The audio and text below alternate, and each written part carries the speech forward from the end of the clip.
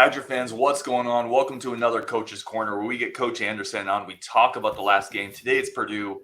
A bunch to get into. The Chez discussion. Are we running Tanner too much? Thoughts going into the bye week and more, plus his play of the week. All that and more on today's Locked On Badgers. Let's go. You are Locked On Badgers, your daily podcast on the Wisconsin Badgers. Part of the Locked On Podcast Network, your team every day. What's going on, Badger fans? Welcome to Locked On Badgers, your team every day. I'm your host, Ryan Herrings. Thank you so much for tuning in, for making this one of your first stops. Today's episode brought to you by FanDuel. This episode is brought to you by FanDuel Sportsbook, the official sportsbook of Locked On. Make every moment more. Right now, new customers get $5 to get $200 in bonus bets, guaranteed. Visit FanDuel.com/LockedOn today to get started. All right, let's bring Coach in. As always, man, really do appreciate the time. I want to start here, just like I did last week. What's your big takeaway coming out of the Purdue game? Offensively, I really liked they're starting to mix the run schemes a little bit more. We saw a couple, not necessarily newer schemes, but variations on it. They ran a dart scheme, which is tackle lead, tackle trap kind of things. They've been doing mostly guard stuff with that. I like them running a little bit more speed option and then running different variations off of that, getting to there. That was nice to see. Also like that they're starting to get better at mixing levels in the passing game. We saw a little more intermediate passing and take a couple more deeper shots, which we hadn't seen the last couple weeks. So you can definitely see the progression where we're going offensively, how Phil Longo is building week to week. He's not necessarily adding new plays because it's a big thing in the air raid that coaches, they want to install the entire offense in 3 days. And they did it in the spring. They reinstall it, and now it's tweaks. They're adding things on every week that either tweaks a scheme or plays off a defensive tendency that comes from the scheme. And every week we're getting a little addition, a little move forward. And as we get into Big Ten play, what you're going to see is pretty much every week, the previous game's film is going to be less valuable because the tweaks that were made for Purdue are not going to be the tweaks made for Rutgers, which are not going to be the tweaks made for Iowa. And every week they're just going to build on. They're not rebuilding the system. They're just tweaking. So I really like that. I can see that progression. So it's a good step forward. Let me ask you about the first part of what you mentioned here, some of the different running concepts, kind of the dart, the tackle lead. We have a lot of talks with Nelson, who might be, honestly, he may be the most, I don't want to say maligned, but the most talked about offensive player maybe up to this point with some of the struggles we've seen. But when you look at PFF and some of their grading, again, I use PFF as a data point. I don't think it's a be-all, end-all, but I don't think it's something you just ignore. He consistently grades out pretty well. Is that an area like some of the tackle lead stuff where he's coming from the backside and leading the running plays? Is that where he kind of excels? He's a fantastic run blocker. I think there's no question about that. He's good in outside zone scheme. He's good at inside zone. He's a good puller. I think part of the reason why he gets, both he grades well and we complain about him is analytics they're just data points. They don't take the game into the big picture, and they don't take or they only show the big picture. They don't show what each play actually means. And Jack Nelson can have a fantastic, highly graded game, but if he makes one critical mistake, that costs us. And that's what's kind of been happening. For the most part, he's been playing fine. But when he makes a mistake, it's critical. Mm-hmm. And, in Washington State, couldn't pass block. This game, he got a false start every 5 seconds, it seemed. But that doesn't come across on analytics. Plus, also, with analytics, you can prove any point you want. Like, if the narrative is that Jack Nelson is a highly graded tackle, they'll find a way to make him a highly graded tackle, whether his play on the field warrants it or not. I don't want to sound too anti-analytics, but no, I love the perspective. It takes I would say it takes the football out of it. Mm-hmm. It takes what happens on the field and makes them numbers and not what is actually happening. And I think that's what we've seen is overall, his average is quite good, but he also has a large number of bad plays that get averaged out with some pretty good plays. Like I said, he's a fantastic run blocker, and he's not a bad pass blocker. It's just he's not a left tackle. He's playing left tackle because right now he's the best guy we have. But if you look, a lot of these guys who have been our left tackles over the last few years, where they end up at guard, Michael Dieter, now he was playing left tackle because he had to, kind of like Jack Nelson. I've assumed that he was probably never supposed to be the left tackle. He was supposed to be the right tackle to the left guard. Nolan Rucci was supposed to be the right tackle or left tackle, excuse me. So for what he is and what he's doing fine, but you expect more because he is getting the hype as this great NFL prospect. I've had people tagging me over the week talking with the Senior Bowl people hyping him up. And he probably is an NFL caliber guy. He has the measurables they like, and put him with the right offensive line coach in the NFL. He could be a perennial Pro Bowler, just not a left tackle. Right. And to your point, some of the stuff like penalties, that doesn't even get factored into it. I don't exactly. Really. So I've always said, because I like looking at the analytics side of it, but only as a data point, right? The people who will say PFF said this was the best cornerback on the field, and therefore he is, it's just a data point out of context, to your point. So I think that's a really good perspective to have. And you see a lot of things with that, where I remember it was a couple of years ago where this analytics guy came on Twitter and talked about how Aaron Donald doesn't know how to defend the run. He's only a pass rusher. And he showed all these clips of, see, here's him not doing it. And every coach is just sitting there like, he's doing his job. Right. He's doing his job.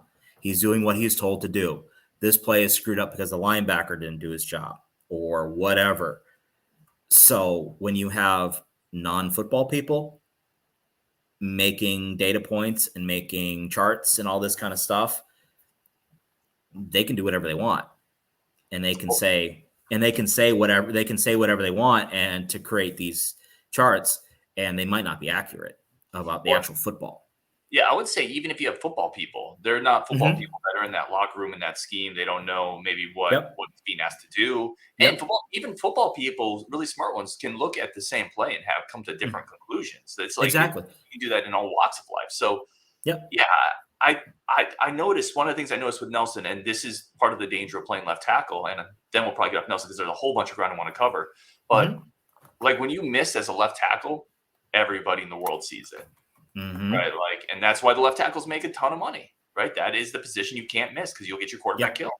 Yeah, exactly. And now that we're trying to throw the ball a lot more than we have in the past, and at least consistently, the left tackle is going to become more of an issue.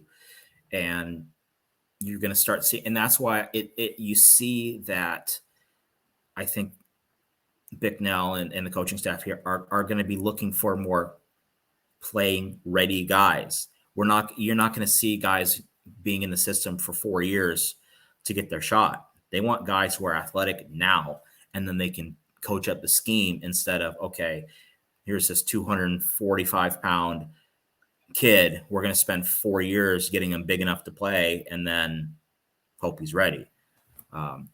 So that's going to be a big change. Yeah. Yeah, exactly. And recruiting personnel. All right, coming up, we're going to talk with Coach Anderson about the rush defense, ? Do we have one? I definitely want to get Coach's perspective on that. Plus, how much is too much running for Tanner Mordecai? We'll get into that next on Locked On Badgers. But first, a quick break for our friends of the show over at FanDuel. FanDuel is America's #1 sportsbook. It's a sportsbook we go to on Locked On. And it's where I'm putting all of my betting money, all my betting nest egg on Brock Purdy winning a Super Bowl, parlayed with Devin Booker winning an NBA Finals, parlayed with Ronald Acuna winning the pennant. all of that coming together. If you want to make some money, get some Scrooge McDuck change in the old bank account, come with me on this. Do it that parlay. Go to FanDuel. There's a reason people use it. Fast, safe, secure, easy to use. Plus, for new offers, our new customers, you get $200 in bonus bets guaranteed when you make a $5 bet. That's $200 in bonus bets, win or lose. And if you've been thinking about joining it, there's no better time to get in the action. Spreads, parlays, futures, it's all there. FanDuel.com/lockedon. That's FanDuel.com/lockedon, the official sports betting partner of the NFL. Definitely want to take a second to say thank you to every single person tuning in. You guys are incredible. This community is incredible. So thank you so much for that. And it gets smarter and better by being able to have people like Coach Anderson on. So I'm very grateful again for Coach's time. Want to give him an opportunity here to talk about everything he's doing, especially on his YouTube channel. Where can people find your work, Coach? Yeah, everywhere is pretty much the Dairy Raid. I got it on Twitter, on Substack, on YouTube. Just put up my breakdown of Purdue. Ended up being over 90 minutes, so I had to break it up into 2 videos. And just trying to give a coach's perspective of what we're seeing and how this offense works and how it should be working and how we need to, where we need to pump the brakes, where we need to be excited, et cetera. It's a great, and I think it's the way I try to present it is in a way that fans can understand. I try not to go too much into coach speech and just try to be like, okay, help the average fan understand what we're doing so they can see the game in a different light and really dig deep. That's what I'm going for. If you're not subscribed to it, go subscribe to it. Coach is putting out tremendous content. It's one of my stops after every game. Coach, I want to go here, and this is something we talked about before the Purdue game. We talked about Tanner Mordecai running the ball, the weapon, how he could have a big game, how it needs to be used more. And then he did it like 14 times, and I was like, whoa, too much. Too much. And several of those were designed quarterback runs, quarterback draws. You know, they were not scrambles. They were not kind of read plays. He was running the ball from the snap. Right. At least that was my look at it watching the game. Is that too much running for Tanner Mordecai? And really quick, my context is we don't have a backup I trust. Right. Part of it, what we saw with Purdue was, I think it was an adjustment to how Purdue's defense played. Purdue was very man heavy, single high. And so that took away a lot of RPOs. It took away a lot of package plays. So ways to get those edge defenders in conflict is using the zone read a little bit more.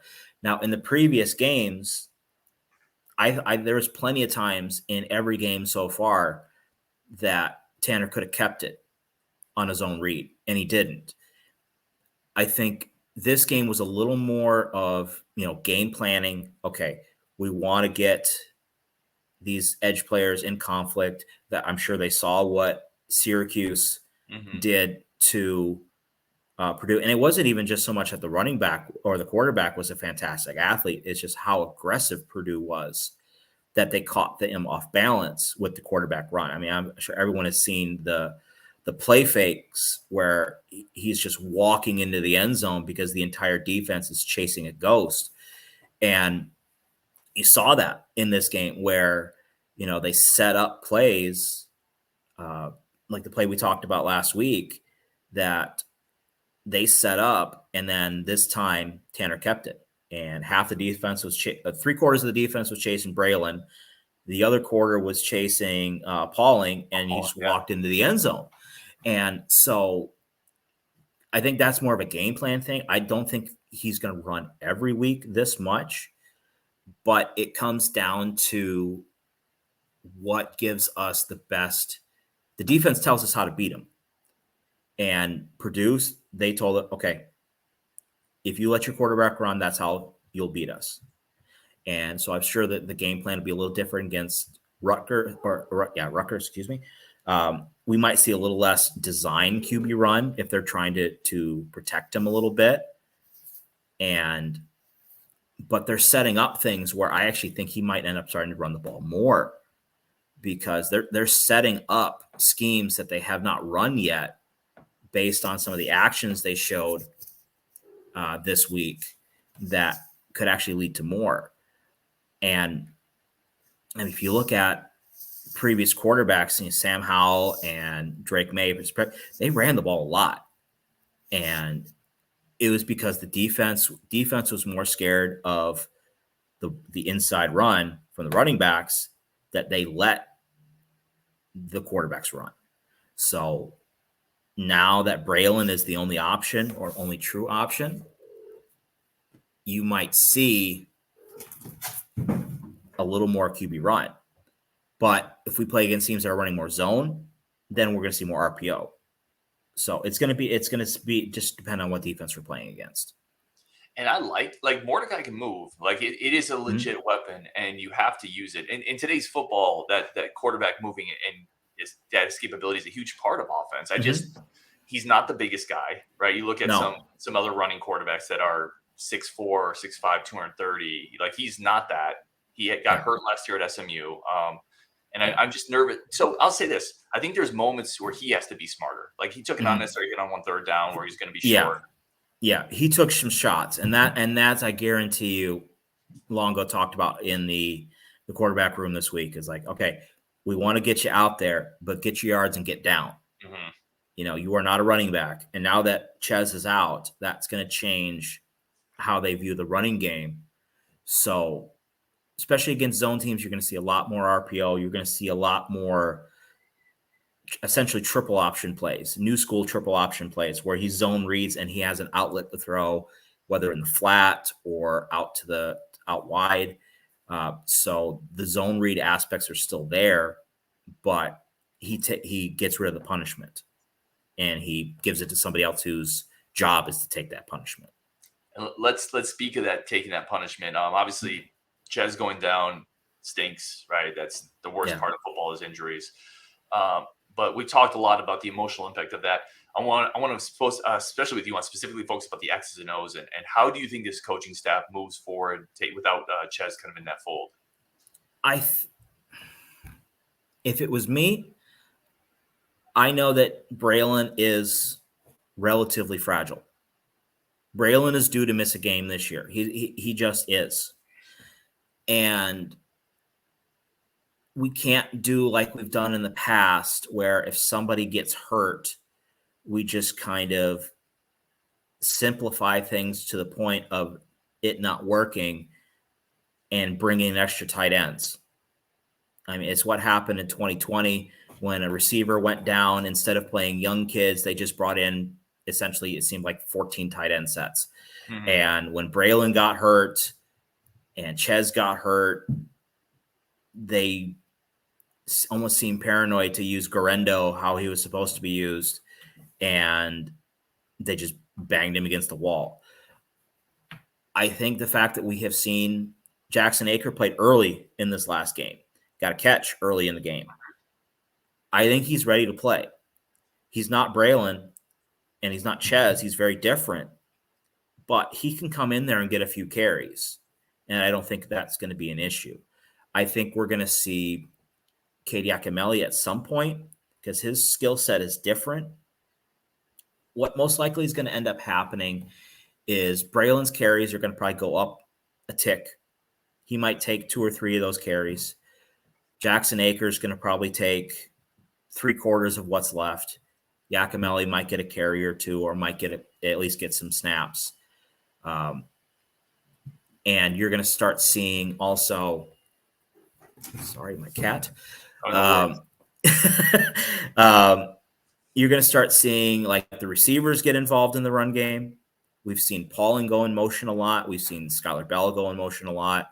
Might start seeing some jet sweeps. Might be seeing more screens involving the receivers. So they'll distribute the carries or the touches. I don't think that'll be an issue.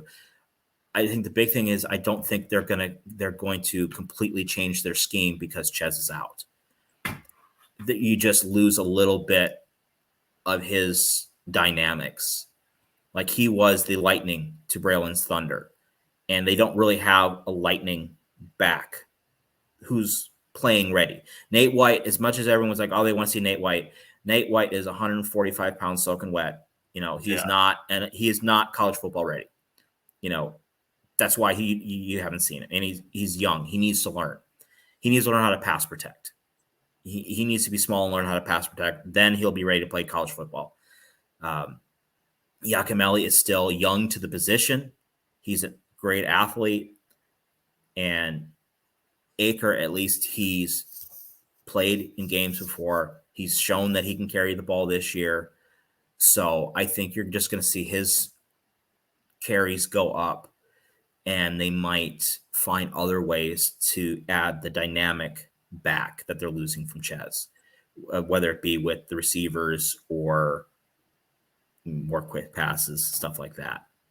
Well, let me continue that in a sec. We got to take a quick break. Then I want to ask you about the possibility of maybe using Michael Pauling in the backfield for not for extensive periods, but here and there.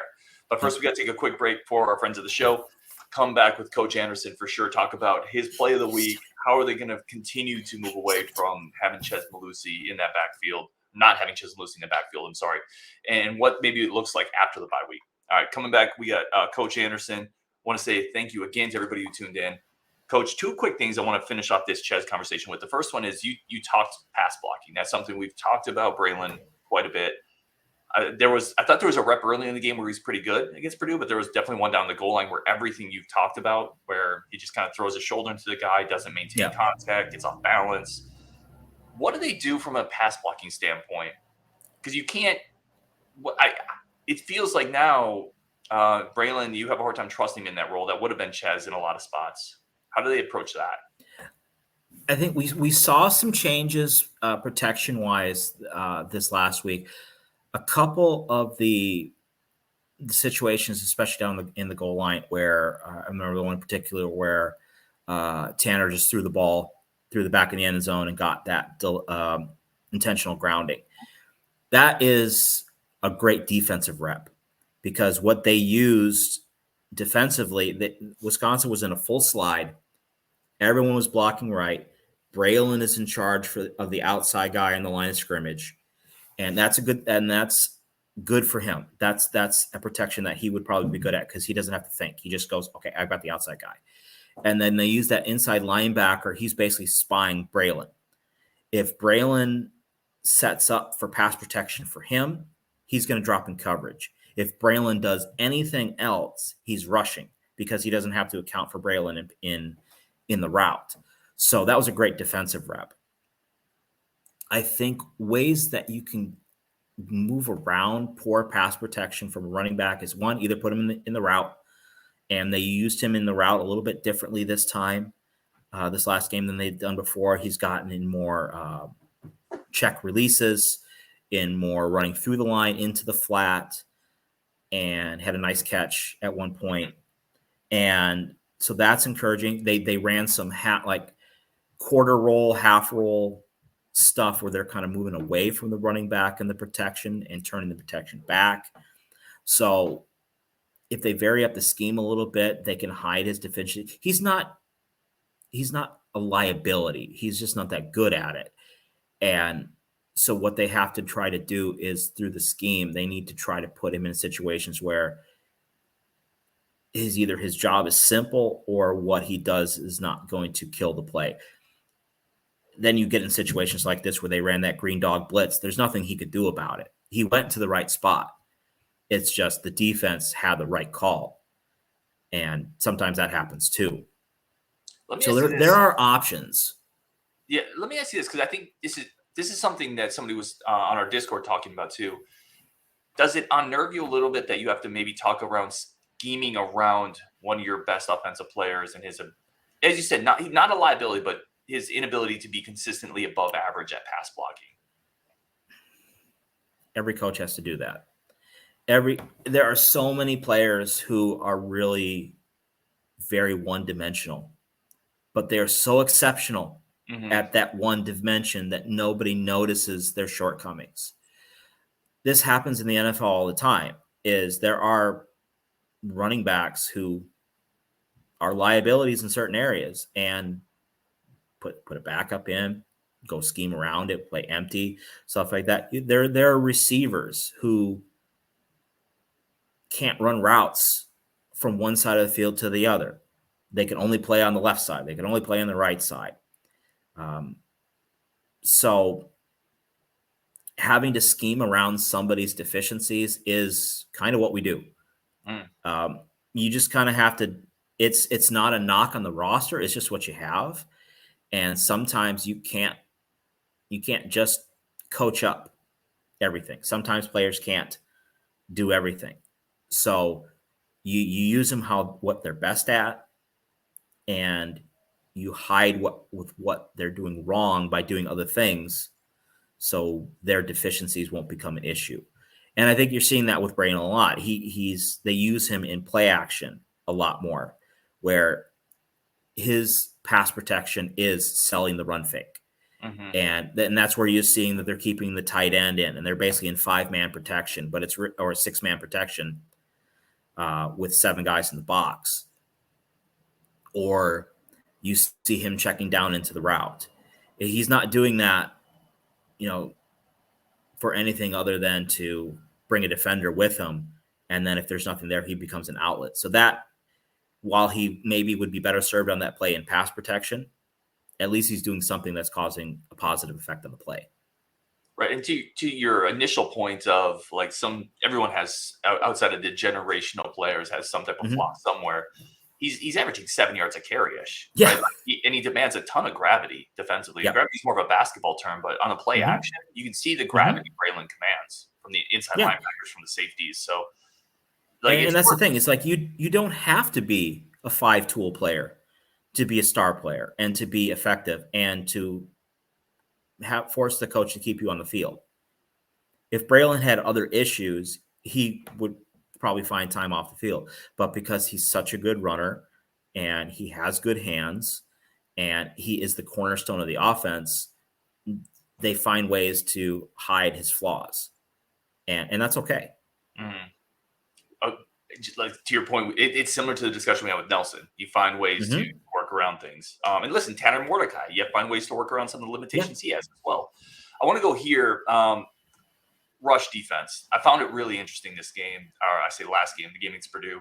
Purdue kind of gashed them multiple times. The statistics bear that out. Was that a result of Wisconsin just kind of, the narrative was Wisconsin really was determined to stop the Hudson Card passing game, which they did. They limited it to 202 yards. It wasn't an efficient game, a couple picks. Is Wisconsin the type of defense that can only do one or the other? Scheme-wise, no. Personnel-wise, maybe. And I think that's where it came down to. I think Jordan Turner had a horrible game. And it seemed like every time they had one of these big gashing run plays, he was standing still and then getting into run fit. I don't know why Muma didn't play. I have my theories. I'm guessing it's some kind of disciplinary thing that we don't know about, and that Luke Fickell respects him enough not to make an issue. Missed a class, failed the test, whatever. I don't know. Doesn't matter. At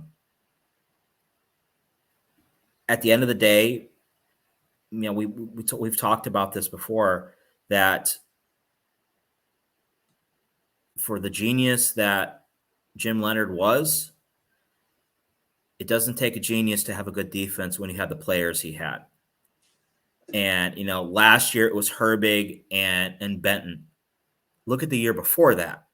You had Herbig and Benton and Leo Chenal and Jack Sanborn and Matt Henningsen and Scott Nelson. Yeah.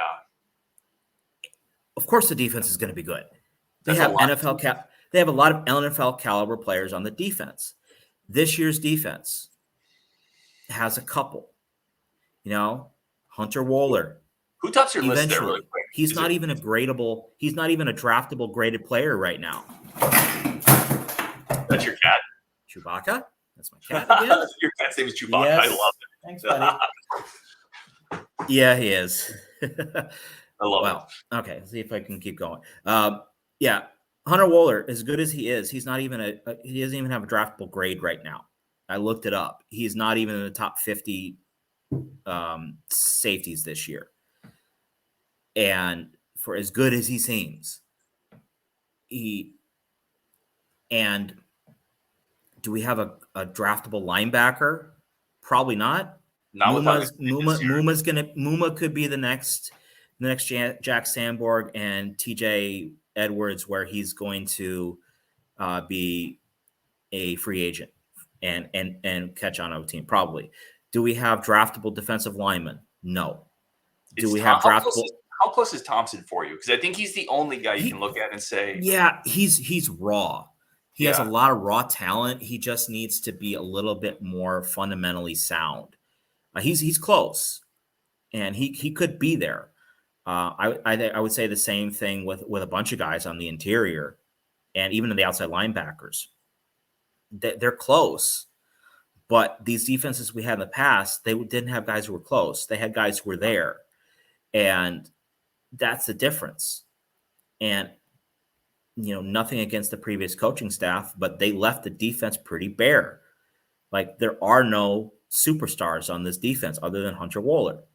And Hunter Wohler is a superstar in a scheme that doesn't exist in the NFL. His position doesn't exist in the NFL. So that is an issue. And people are talking about, we need to get rid of the 3-3-5. We need to run 2-4. Look at the Purdue game. 75% of the game, they were either in a 3-4 or a 2-4. They ran 3-3. They ran dollar, but they ran a lot of what they did last year. They have run a lot of what they did last year, but they don't have the same guys, and that is a huge difference. And people don't really notice that or want to notice that. This is kind of an impossible question because both of these answers are correct. Who would help this team more, Benton or Herbig? So I'll let you think on it. Yeah, that's close. I would say Benton. I just think he's so incredibly disruptive in the middle that he makes everything around him better. Whereas certainly Herbig took pressure off the opposite pass rusher. You had to scheme around him. I would say Benton, though. Those type of nose tackles are so rare. Yeah, and interior defensive linemen in any kind of 3-4 scheme, or even in the dime scheme, their job is to take on double teams. And those double teams keep offensive linemen off of the linebackers. And then the linebackers can make plays. And unless you have a disruptor who can force double teams, or you have a linebacker who can absorb guards coming to the second level and then get off them and make tackles, you're going to struggle. Pass blockers or pass rushers and really good edge defenders, the simple thing is you just run away from them, or you chip them, or you whatever. You don't chip a defensive tackle. You double team them. And if he's stout enough to force a double team and hold it, then he's done his job, and now you can't do your job as an offensive line. Yeah. So that's critical. And so that's something we need, and we don't have. And it's been the unsung hero aspect of our defenses the last few years. We've had Benton, but then we've also had a guy next to him who did the dirty work, like Hennessy. He did the dirty work, and that's why he has stuck in the NFL. And he could for a long time because it's what they need. It's Sagapolo did the same thing. I was going to say you had Big Olive. Yeah, and you had Loudermilk on. You had that along with Benton. You had Loudermilk who could also do some of that dirty work. And it's not a shock over the last few years. We've had a lot of things have been told about our linebackers, but look how many defensive tackles we put into pro football the last few years. Oliva has been playing steadily in the USFL and the XFL. He's getting paid to play football. Henderson's been with the Broncos since he was drafted. Benton is there. Loudermilk was a late round draft pick, and he's still playing. And and we just don't have that right now. Yes, Thompson is doing fine. He's making good plays. Rose Johnson is making plays. Kurt Neal is holding up space. They're doing fine. But we need a dynamic defensive tackle to really make this system work better. And it's going to help our underperforming linebackers. Because right now, they don't have the help that they need to make their job easier so they can overcome their deficiencies. And So that's going to something that's going to need to be changed. I want to go to here because this is kind of my favorite part of the show that we're able to do. I want to throw up your play of the week. Just have you kind of talk through the situation, the context, the scheme. I love this part of the show. So we got it right here. And again, you can go ahead and find for everyone. Oh, that didn't work right. Let me try this again. I'm going to try this one more time. And as I put it up, what I was about to say is for everybody who wants to go find this, this is also available on Coach Anderson's Substack, the Dairy Raid. It's all there. So definitely go check this out. As I fumble through this, I had it up. We tested it. Hold on. There we go. Okay, got it. And let me share this.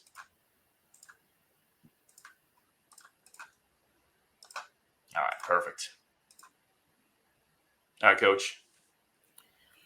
Yeah, so what I really like about this is a variation on 4 verts, and depending on how you read it, you end up getting these leverage reads where we come downhill. So this is the play where we got Chimray up the sideline with that nice over-the-shoulder throw by Tanner. And what he's working here, he's reading inside out, and he works across the field. So we start with trying to find the best leverage on a corner, and then we work across the field. So I'm sorry, we work outside in instead of inside out. Yeah, really quick. Explain what you mean by find the best leverage on a corner. And it leverage is it's a combination of how they line up on you, what space we have on the field, and then what's above it. So like in this situation here, we have at the wide receiver on the left side, that is Chez Mellusi. We got Skylar Bell as the number 2 slot. We have Will Pauling as the number 3 slot. This was in 10 personnel. And then CJ Williams was number 1 on the weak side. So why we went to working with Chimray on this one first is he had a little more space, and Chimray has problems running with guys in his face. So he had a little more space, and he had more space to work with him being on the wide side of the field. And I'm pretty accurate here with where I have him aligned. He was relatively close to the number, so he had space that Tanner could throw him open, so to speak. He could find space to throw it away from the free safety and drop it in there. If you threw it to the other side, the window's a lot smaller, so there's a lot less margin for error. So CJ Williams here would have been a pre-snap, I like it, put my foot in the ground, just throw it up kind of play. Didn't like that. So when he came back here, what he's trying to do is he's just going to read outside in. And so what these receivers are going to do is they're going to run, especially the outs, both DK and Skylar Bell here, they're going to run their route and they're going to get to a landmark. And if they get to that landmark and the defensive back is still on top of them, they're going to break down. We saw this also at one point, I believe CJ Williams had one of these where he ran a deep outbreaking curl route. That was most likely he had a fade called, but the corner was playing over him. He broke down and we threw it outside. In this case, Chimray got a step on him, and Tanner just put his foot in the ground and threw a nice over-the-shoulder throw. And the free safety was held momentarily by the crossing route by Will Pauling, because he's going to be working under the first defender and over the second to try to occupy them. So he's under the dime safety, nickelback type, and then over the backside safety who was kind of playing down in a robber position, trying to take away a crossing route, looking for like a mesh kind of play. And so we were able to get in behind him, and that momentary drift by the safety gave Chimray enough space to get outside, and Tanner just threw it over his inside shoulder to his outside shoulder in a place where only he could catch it. So it was a really good throw. They run this play a lot, and this is one of the first times where they really hit it. And so that was really nice to see. Good pass protection. Tanner had good feet. He took good footwork and just put a really nice ball in a good spot. Love it. Now, that was DK has been so solid this year, man, and it's nice to see that chemistry. I think the chemistry still coming with the other receivers. We talked about that on a previous show. And now you're going to the bye week. We're at 30 minutes, man. I could talk to you forever. And I say this a lot with the really good guests. We run out of time before questions, but that's why we are striving to make this a weekly thing. And that's also why, if you really enjoy this content, for everybody listening, go check out Dairy Raid. Go check out what Coach Anderson's doing. Again, we'll put those links out when we drop the show. But Coach, as always, man, thank you so much for tuning in. Keep your cat under control, and we look forward to it. I'll try. Everyone listening, thank you so much for all the everydayers. A couple more another cool interview coming up this week, and then we'll just continue talking about football, the bye week. Basketball's coming up. Big game next week against a better than expected Rutgers team. So that's coming up as well. On Wisconsin, we'll talk later.